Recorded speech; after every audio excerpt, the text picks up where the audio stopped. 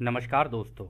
Law of one यानी एक का कानून, या कह लीजिए एक का ज्ञान, या कह लीजिए एक के तरीके, यह उसका 14वां सत्र है जो कि जनवरी 29, 1981 को रिकॉर्ड किया गया था। दोहराया जाता है कि इस किताब द्वारा दी गई सभी सूचनाएं और जानकारियां आप जान भी सकते हैं, मान भी सकते हैं, नज़रअंदाज भी कर सकते हैं और सिरे से खारिज या नकार भी सकते हैं, क्योंकि यह आपकी फ्री विल है जो कि अनंत रचयिता द्वारा आपको दी गई है। एक बात और कही जाती है कि लॉ ऑफ वन पूरी तरह से फ्री है। यदि कोई इकाई या व्यक्ति इसको निजी स्वार्थ के लिए इस्तेमाल करे तो वह उसकी व्यक्तिगत जिम्मेदारी होगी। तो जैसा कि हमेशा राह कहते हैं, अब हम तुम्हारा स्वागत अनंत रचयिता के प्रेम और रोशनी में करते हैं। अब हम बात करने के लिए तैयार हैं।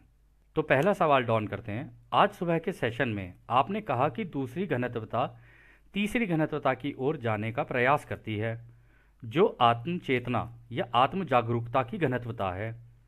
यह प्रयास तीसरी घनत्वता वाले प्राणियों के माध्यम से होता है, जो उच्चतर यानी हायर दूसरी घनत्वता के प्राणियों की मदद करते हैं।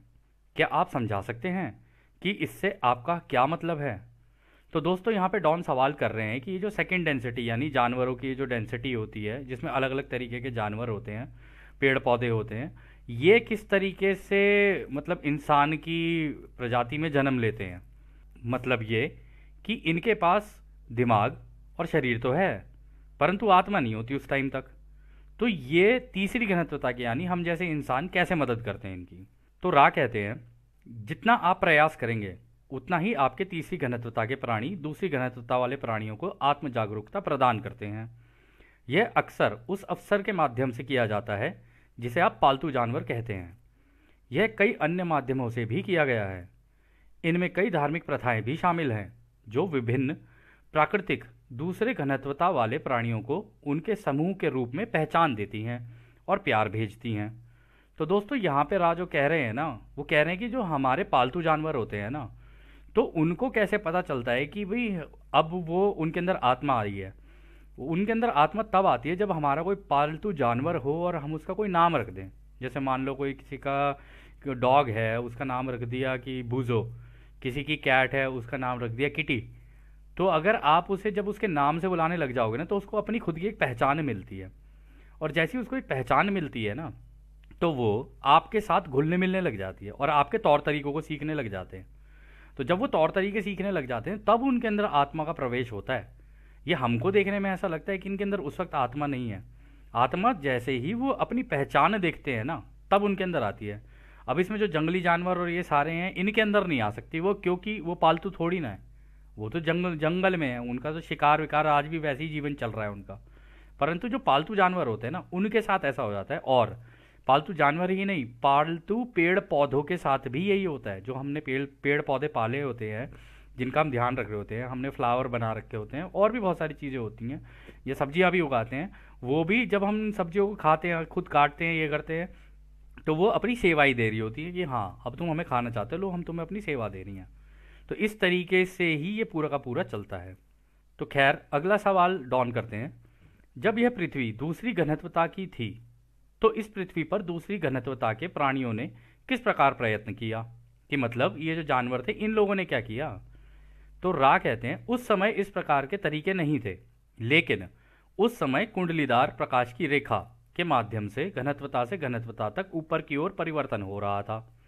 यह प्रक्रिया तब अधिक समय लेती है जब तीसरी घनत्वता वाले प्राणियों द्वारा कोई प्रयास नहीं किया जाता है।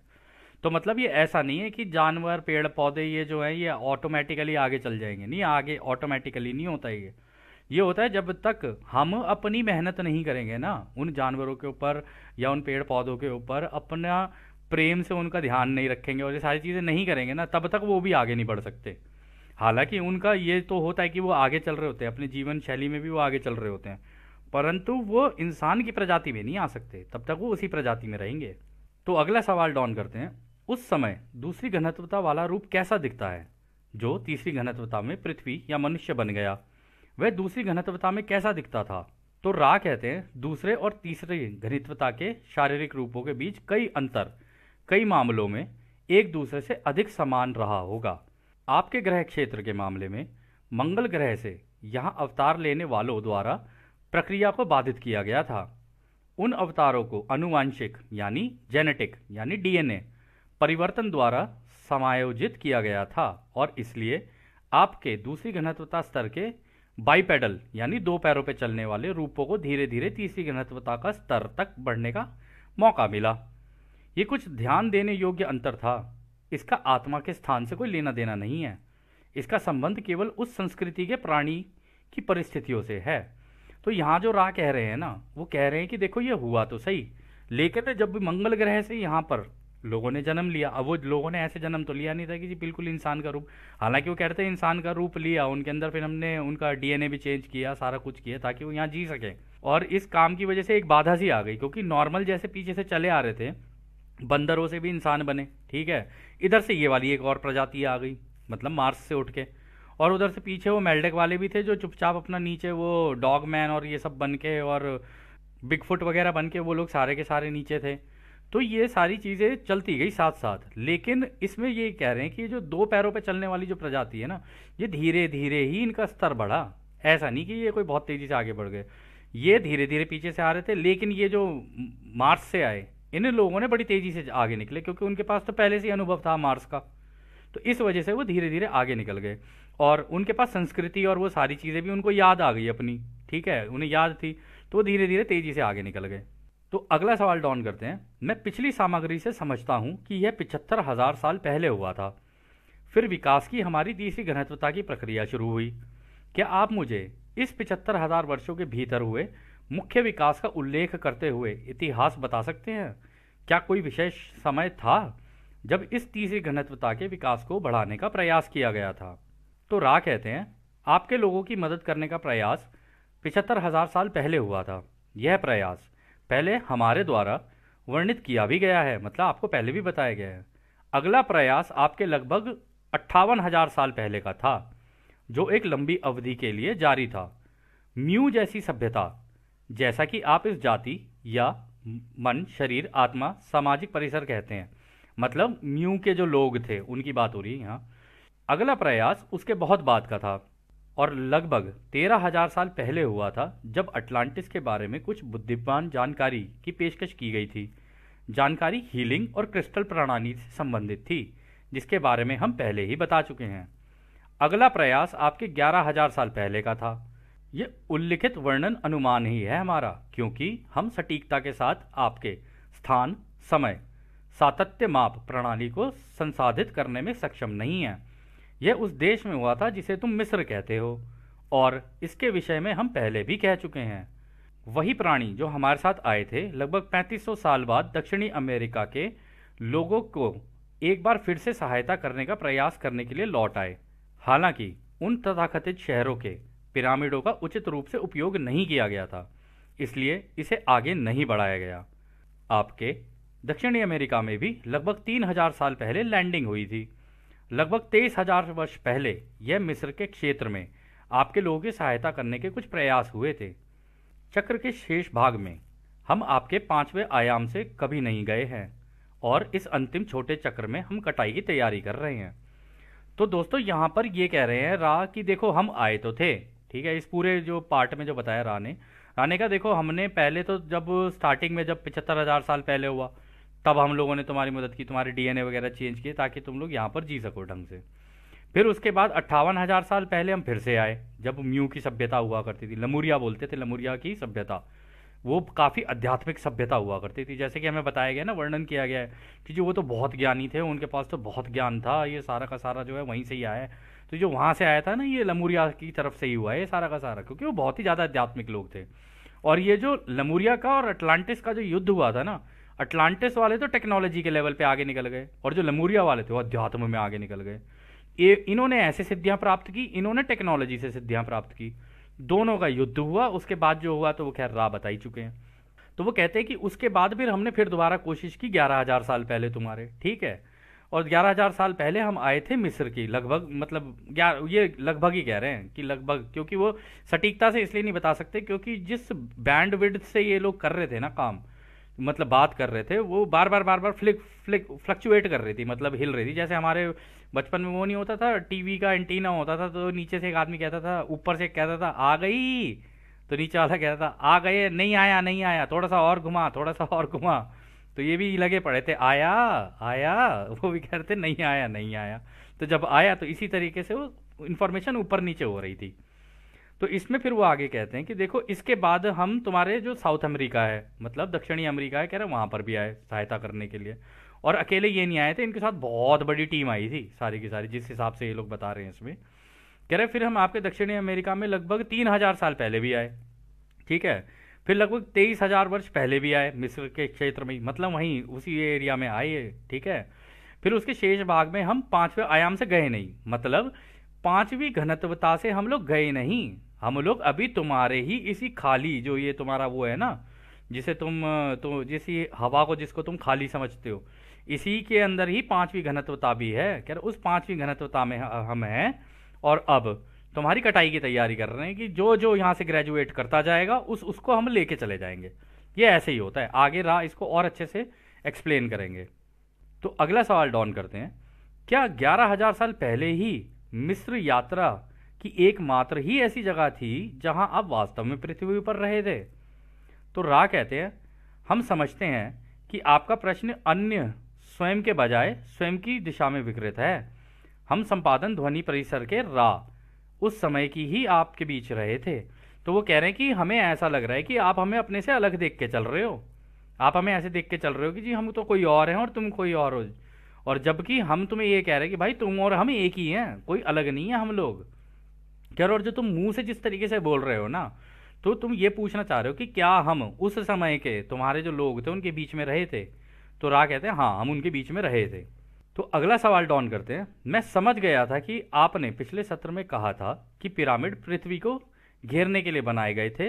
कितने पिरामिड बनाए गए थे? मतलब पृथ्वी के वो जो भूमध्य रेखा पर चारों तरफ बनाए गए थे, बिल्कुल जैसे कि रिंग पहना दी गई हो उसको, जैसे होता है ना शादी में रिंग पहनाई जाती है, बिल्कुल वैसी कहते रिंग पहना दी गई हो, ताकि उस वो ऊर्जाएं सारी जितनी भी इस पूरे ब्रह्मांड से जो ऊर्जाएं आ रही हैं वो उसके अंदर चली जाएं। तो वो पूछ रहे कितने बनाए गए थे। तो रा कहते हैं, आपके सामाजिक परिसरों के बीच अतिरिक्त उपचार और आरंभिक कार्य के लिए 6 संतुलन पिरामिड और 52 अन्य बनाए गए हैं। तो कह रहे कि देख 6 तो हमने मेजर बनाए थे, ठीक है, जो हम लोगों ने मिस्र में बनाए। कह रहे फिर उसके बाद 52 और बनाए। दोस्तों ये हर जगह पर बने हुए हैं, आप देखोगे ना कई कई देशों के अंदर बने हुए आपको मिल जाएंगे, लेकिन आप चेक करोगे ना ये बने हैं सारे भूमध्य रेखा पर ही हैं, यदि आप चेक करेंगे तो। हम लोगों की टीम ने जब स्टार्टिंग में 8 साल पहले जब हम लोग कर रहे थे तो हम लोगों ने चेक किया था, तो हमें पता चला हाँ ये सारे के सारे इसी भूमध्य रेखा पर ही बने हुए हैं। लेकिन फिर भी यदि आप जानना चाहें तो आप जान सकते हैं। तो अगला सवाल डॉन करते हैं, संतुलन बैलेंसिंग पिरामिड क्या होता है? तो रा कहते हैं, पृथ्वी के कई बल्क क्षेत्रों को उनके ज्यामितीय यानी ज्योमेट्रिक रूप से सटीक प्रिसाइज नेटवर्क में कल्पना करिए। मतलब हम लोगों ने जैसे ज्योमेट्री होती है ना कि भाई एक पिरामिड बनेगा तो ऐसी बनेगा, इस जगह पे बनेगा, मतलब आप अपने घर के अंदर भी जैसे हम लोग रखते हैं भाई ये चीज़ यहाँ रखी जाएगी तो यहीं रखी जाएगी। अब ऐसा तो है नहीं जो जो तकिया सोफे पे रखना है उसको आप बेड पे रख दोगे, वो तो नहीं कर सकते ना। या ऐसे नहीं कर सकते कि चलो जी आज मेरी बिल्ली जो है वो नीचे है, इसको अपना तकिया बना लेते हैं और इसके ऊपर सो जाते हैं, ये तो नहीं करते ना। तो जिस चीज़ की जगह जो होती है वो वहीं पर ही की जाती है। तो आगे वो कहते हैं, चुंबकीय रूप से निर्धारित बिंदुओं से ऊर्जा पृथ्वी के विमानों प्लेन्स में प्रवाहित होती है। एक के नियम की समझ में बढ़ती विचार रूपी प्रकृतियों के कारण स्वयं ग्रह में असंतुलन की संभावना देखी गई। संतुलन पिरामिड संरचनाओं को क्रिस्टल के साथ चार्ज किया गया था, जो विद्युत चुंबकीय ऊर्जा के विभिन्न ज्यामितीय केंद्रों में प्रवाहित होने वाली ऊर्जा बलों से उपयुक्त संतुलन को आकर्षित करता था, जो ग्रहों के गोले को घेरता था और आकार देता था। तो दोस्तों हुआ क्या था, यहाँ पे क्या कह रहे हैं, ये कह रहे हैं कि जब उसके ऊपर हम लोगों ने रिंग लगाई ना, तो हमारा ये जो ग्रह था ये पूरा का पूरा असंतुलित हो चुका था, मतलब इसका बैलेंस ही बिगड़ गया था पूरा का पूरा। जिस तरीके से इसके ऊपर चीज़ें चल रही थी उस टाइम पे, होगी इस तरीके की प्रजातियां जो कि आपस में ही लड़ रही हों, खैर वो तो राह बता देंगे आगे, आपस में एक दूसरे से गाली गलौच और लड़ रही हों, तो उससे संतुलन बिगड़ गया ग्रह का। और जब संतुलन बिगड़ा ग्रह का, तब ये आए इन्होंने कहा भी पहले तो इस ग्रह को संतुलित करो, वरना ये जो कर रहे हैं कलाकार ये तो खुद तो मरेंगे मरेंगे, ग्रह भी साथ जाएगा इनके।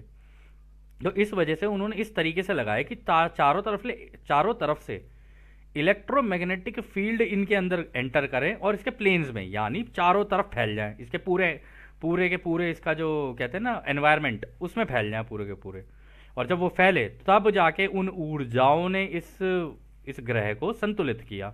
तो अगला सवाल डॉन करते हैं। मैं सारांश बताता हूँ, आप मुझे बताएं कि क्या मैं सही हूँ।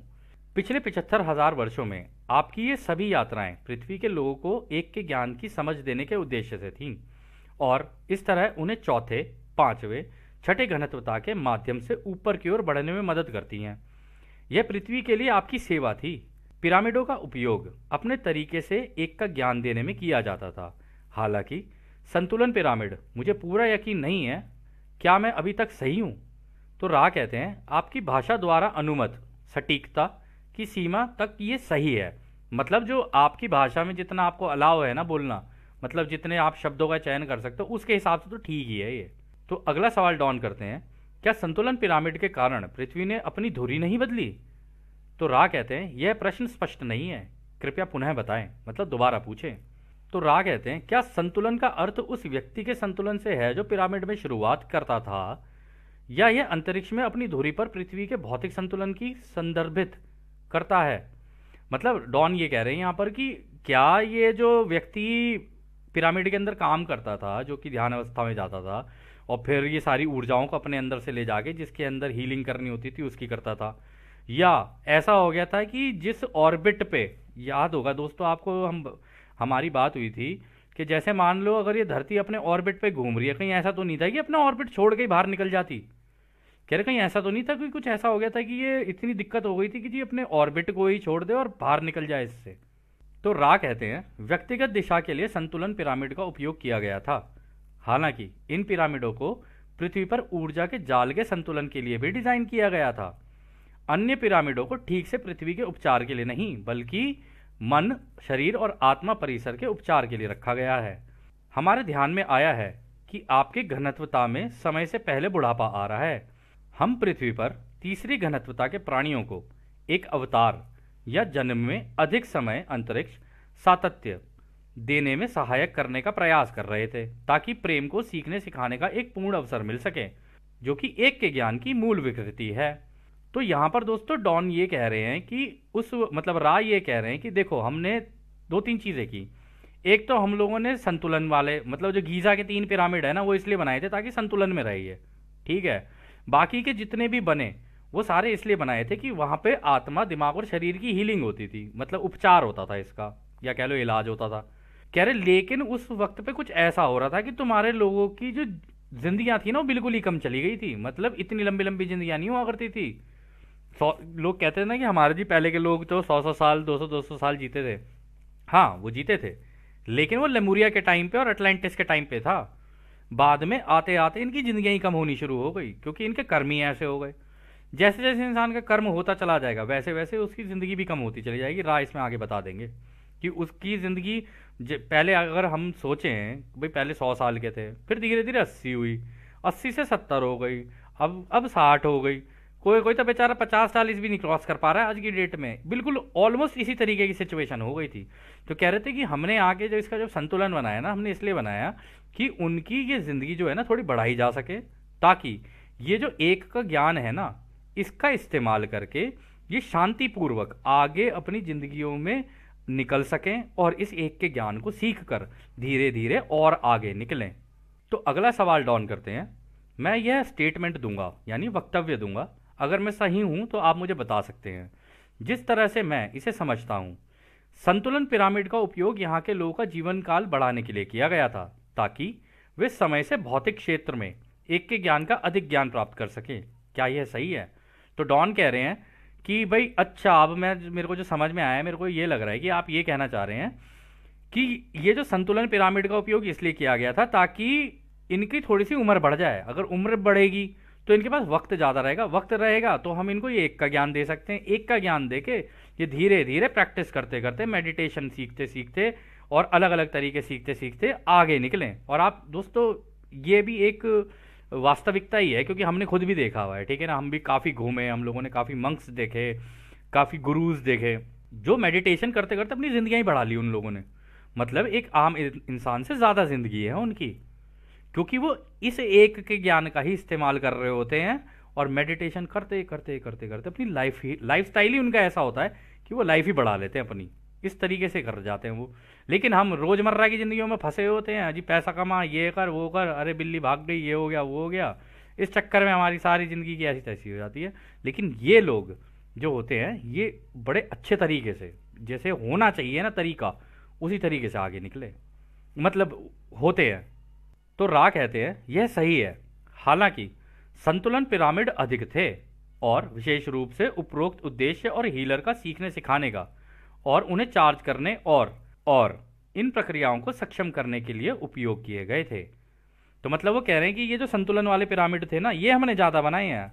दोस्तों यहाँ पे हम करेक्ट करेंगे अपने आप को, वो गीजा के 3 पिरामिड नहीं थे जिससे संतुलन था, ये बाकी जितने भी लगे हैं ना वो सारे संतुलन के लिए लगाए गए बाकियों में। लेकिन इनमें हीलिंग भी चलती थी, दोनों चीज़ें साइमल्टेनियसली चल रही थी, मतलब साथ साथ, कहीं पे हीलिंग भी चल रही है, कहीं पे कुछ और चल रहा है, कहीं पे मेडिटेशन सिखाई जा रही है, कहीं पे कुछ हो रहा है।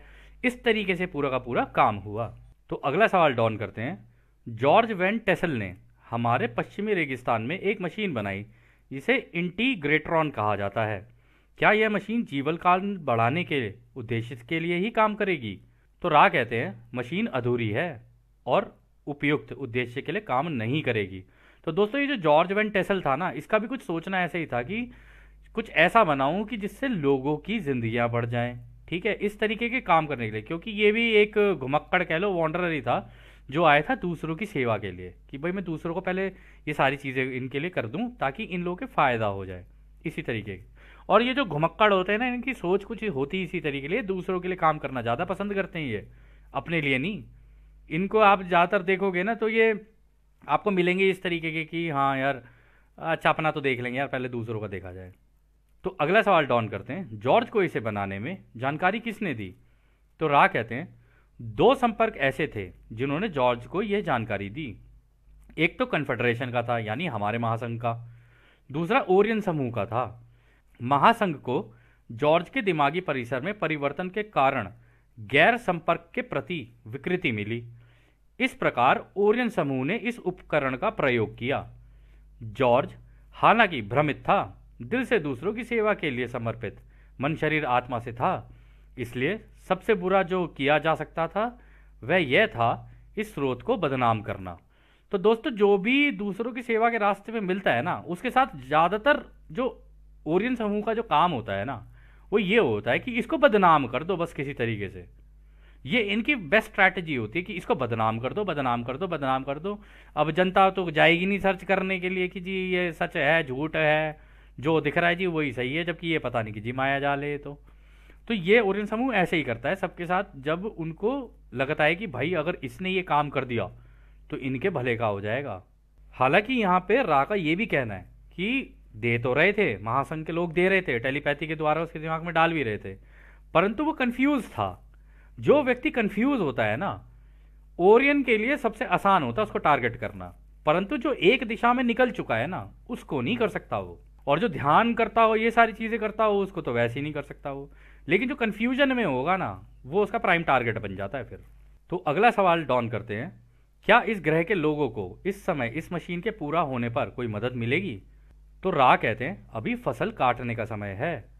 इस समय दीर्घायु की दिशा में विकृति को ठीक करने की दिशा में प्रयास करने का कोई कारण नहीं है, बल्कि व्यक्तियों को स्वयं के दिल की तलाश करने के लिए प्रोत्साहित करना है।